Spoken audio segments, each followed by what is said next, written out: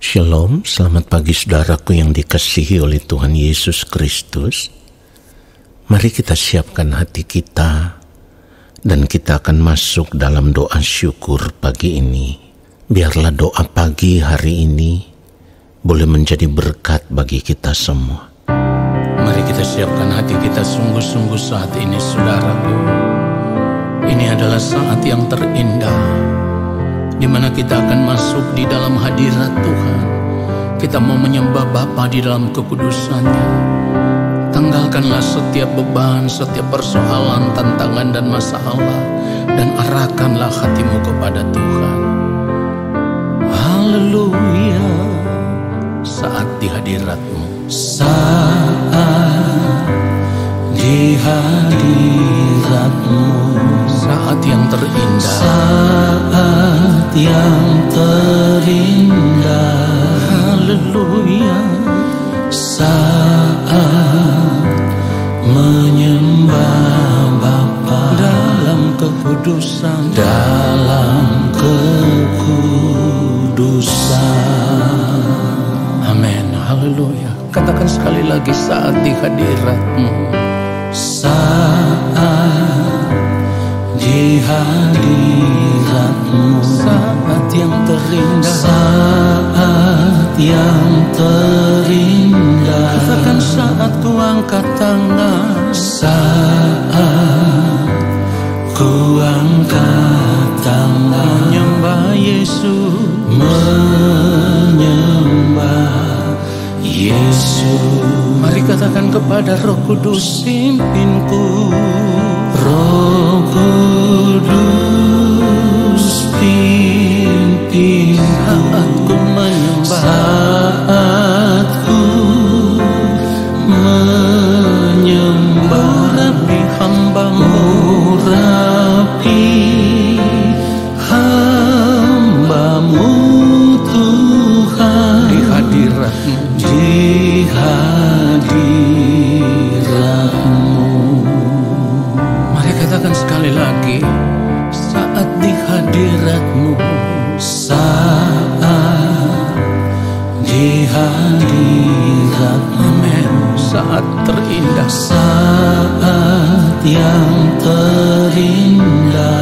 kami mau mengangkat tangan di hadapan-Mu ya Allah. Saat ku angkat tangan menyembah Yesus. Roh Kudus pimpinku, Roh Kudus pimpinku. haleluya. Saat ku menyembah, Urapi hamba-Mu, urapi hamba-Mu Tuhan katakan di hadirat-Mu, di hadirat-Mu. katakan sekali lagi, Roh Kudus pimpinku. Roh Kudus pimpinku. Yes Lord, saat ku menyembah, Saat ku menyembah, urapi hamba-Mu, urapi haleluya. hamba-Mu Tuhan di hadirat-Mu. Ya Roh Kudus, pimpin kami menyembah. Roh Kudus pimpinku. Saat ku Menyembah, menyembah,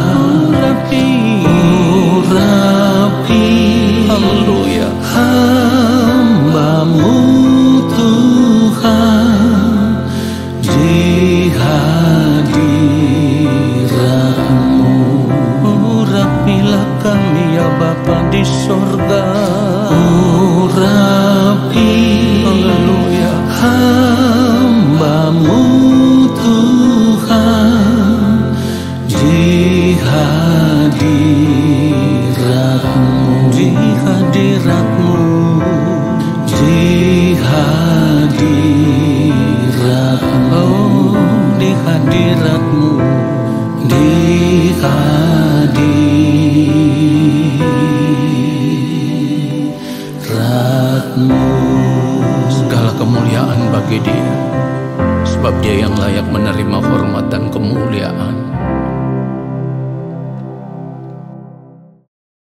Mari kita berdoa.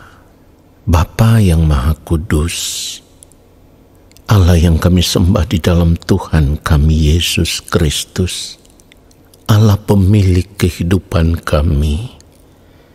Kembali saat ini kami datang menghadap Bapa di sorga.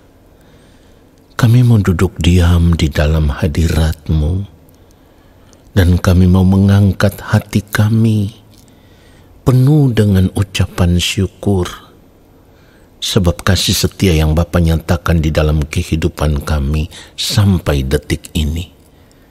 Terima kasih Bapa di sorga, kami merindukan firman-Mu. Berbicaralah bagi kami, sampaikanlah kepada kami apa yang menjadi isi hati Bapa, supaya kami semakin mengerti akan kehendak-Mu ketika kami mendengarkan firman-Mu. Allah Roh Kudus, urapilah kami. Penuhilah kami dengan hikmat surgawi untuk mengerti apa yang menjadi kehendak Bapa. Lalu kami mau melakukan kehendak Bapa di sorga saja di sepanjang hari hidup kami. Di dalam nama Tuhan Yesus Kristus kami berdoa dan kami siapkan hati untuk kebenaran firman Tuhan saat ini. Amin. Saudara yang dikasihi oleh Tuhan Yesus Kristus, satu hal yang harus benar-benar kita mengerti, kalau kita tahu bahwa di dalam Kristus kita memiliki pengharapan akan keselamatan kekal. Di dalam Kristus kita memiliki janji supaya pada akhirnya ketika masa hidup kita di dunia ini berakhir, kita boleh diterima di dalam kerajaan Allah Bapa di sorga, tinggal bersama-sama dengan yang mulia Tuhan Yesus Kristus di dalam kerajaan Allah Bapa di sorga. Maka kita harus melihat bahwa tidak ada satu kesenangan hidup apapun yang ada di dunia ini melebihi daripada pengharapan akan janji yang satu ini. Sebab apapun kenyamanan hidup, kesenangan hidup, kebahagiaan hidup yang bisa kita nikmati saat ini selama kita masih hidup di dunia ini, di sepanjang hari hidup kita, ya. Kalau firman Tuhan katakan 70 sampai 80 tahun masa hidup kita di dunia ini, maka setelah waktu hidup kita di dunia ini berakhir, maka kesenangan hidup, kebahagiaan hidup, kenyamanan hidup dunia ini, semuanya itu juga akan berakhir. Kita tidak bisa membawa semuanya itu sampai kita berada di balik kematian. Itu artinya semua yang ada di dunia ini sia-sia. Semua yang ada di dunia ini sementara. Semua yang ada di dunia ini fana, ya, tidak bernilai apapun, saudaraku. Itulah kenapa firman Tuhan menasihati kita supaya kita tidak boleh menjadi serupa dengan dunia ini. Kita harus benar-benar sadar seperti yang firman Tuhan katakan, dunia ini sedang lenyap dengan keinginannya. Dan hanya orang-orang yang melakukan kehendak Allah yang akan hidup selama-lamanya. Jangan menutup telinga kita terhadap kebenaran ini, saudaraku. Jangan mengeraskan hati kita terhadap kebenaran ini. 1 Yohanes pasal 2 ayat 17 firman Tuhan katakan, dan dunia ini sedang lenyap dengan keinginannya. Tetapi orang yang melakukan kehendak Allah tetap hidup selama-lamanya. Saudaraku, kalau kita tahu dunia ini sedang lenyap, lalu kita masih mau hidup menikmati dunia ini adalah sebuah kebodohan yang kita buat di dalam hidup kita saat ini. Karena kalau kita tahu masa hidup kita di dunia ini singkat, lalu firman Tuhan katakan dunia ini sedang lenyap dengan keinginannya, yang artinya semua kesenangan hidup, kenyamanan hidup, kebahagiaan hidup, yang saat ini kita anggap itu semua menyukakan hati kita, suatu saat nanti akan berakhir. Artinya semuanya itu sia-sia, saudaraku. Jadi kalau kita menutup telinga kita, mengeraskan hati kita, dan tidak mau hidup menuruti kebenaran firman Tuhan ini, kita melakukan kesalahan terbesar di dalam hidup kita saat ini. Kita melakukan sebuah kebodohan terbesar di dalam kehidupan kita saat ini. Saudaraku, ingat baik, apa yang firman Tuhan katakan itu pasti digenapi. Jadi kalau firman Tuhan katakan, orang yang melakukan kehendak Allah tetap hidup selama-lamanya, itu artinya kalau saat ini kita tidak serius mengarahkan fokus hidup kita hanya tertuju kepada Tuhan dan kerajaannya, maka dapat dipastikan kita tidak pernah hidup melakukan kehendak Allah. Dan kalau kita tidak serius hidup hanya untuk melakukan kehendak Allah, saya harus katakan kita tidak pernah memiliki pengharapan akan kehidupan kekal. Sebab hanya orang yang melakukan kehendak Allah Bapa di sorga yang akan tetap hidup selama-lamanya. Ini artinya ketika kita tidak hidup melakukan kehendak Allah Bapa di sorga, dapat dipastikan saat masa hidup kita di dunia ini berakhir, maka kebinasaan kekal telah menunggu kita di lorong kekekalan. Saudaraku, kita harus memperkarakan akan hal ini dengan serius. Kalau firman Tuhan katakan kita tidak boleh serupa dengan dunia ini, itu artinya kita harus berani mengambil keputusan memisahkan diri kita dari dunia ini. Dan tentu bukan tanpa risiko. Ketika kita mulai mengarahkan fokus hidup kita tertuju kepada Tuhan saja dan kerajaannya, maka kita akan mulai belajar untuk mematikan semua keinginan diri.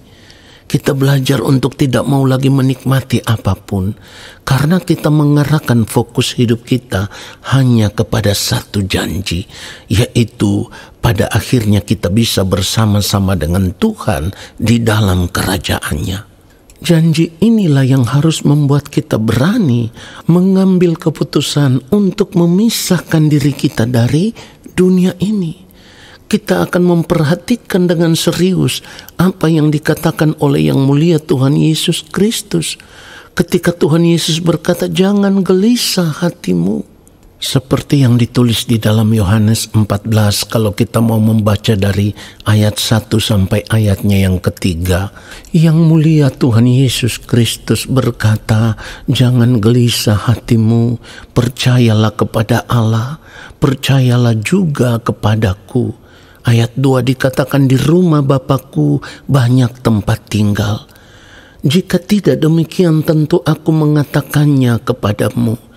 Sebab aku pergi ke situ untuk menyediakan tempat bagimu.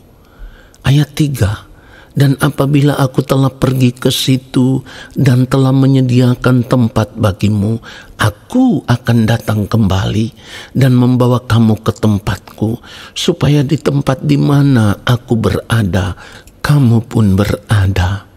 Saudara, kita harus serius memperhatikan janji yang satu ini.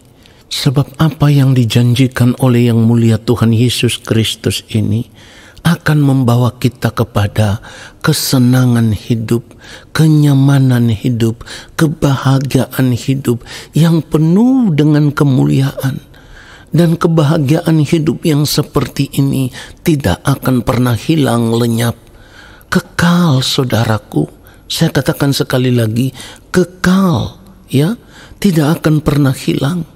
Oleh sebab itu saat ini kita harus mulai mengambil keputusan memisahkan diri kita dari dunia ini. Tetapi itu yang mendatangkan kebaikan bagi kehidupan kita. Sekalipun ketika kita tidak lagi sama seperti dunia ini, tidak lagi serupa dengan dunia ini, kita akan merasa seperti orang yang kesepian.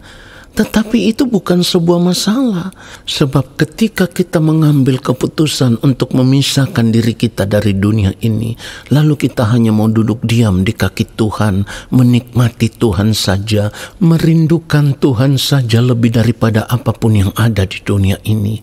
Kita menjaga segenap hidup kita tetap ada dalam kesucian, tetap ada dalam kekudusan, tetap ada dalam kebenaran, maka kita akan mengalami sukacita dan damai sejahtera Allah yang melampaui segala akal.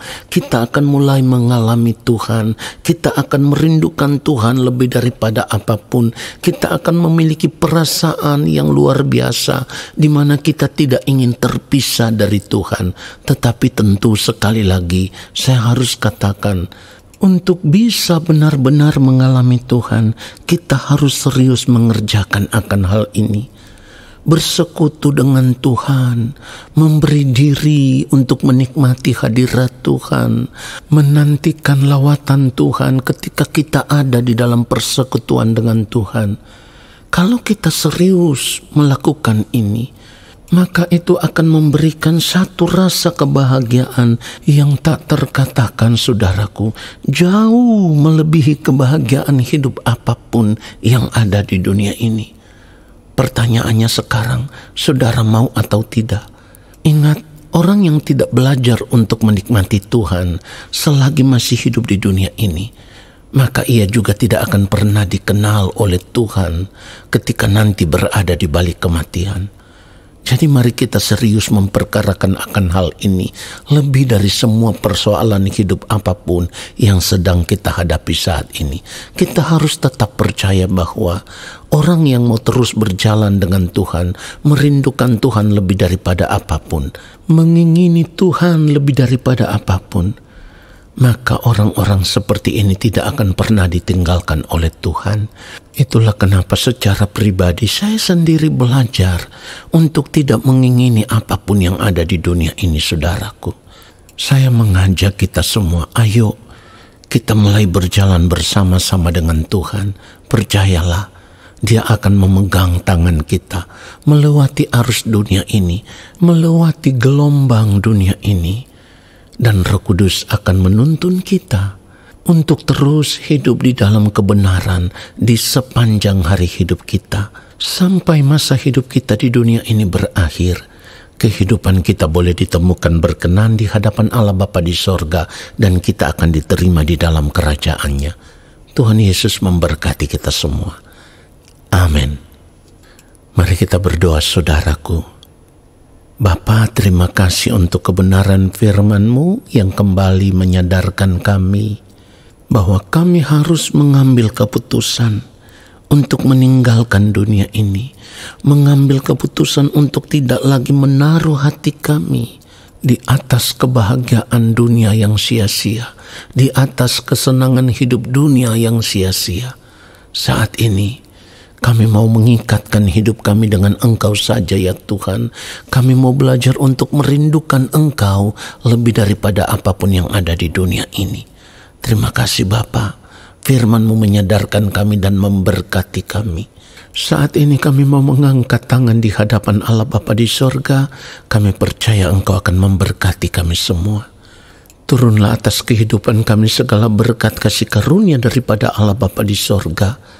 Rahmat cinta kasih yang berlimpah-limpah dari Gembala Agung yang mulia Tuhan Yesus Kristus di dalam persekutuan yang manis dengan Roh Allah yang kudus menyertai langkah hidup kami dan memberkati kami sekarang dan sampai selama-lamanya.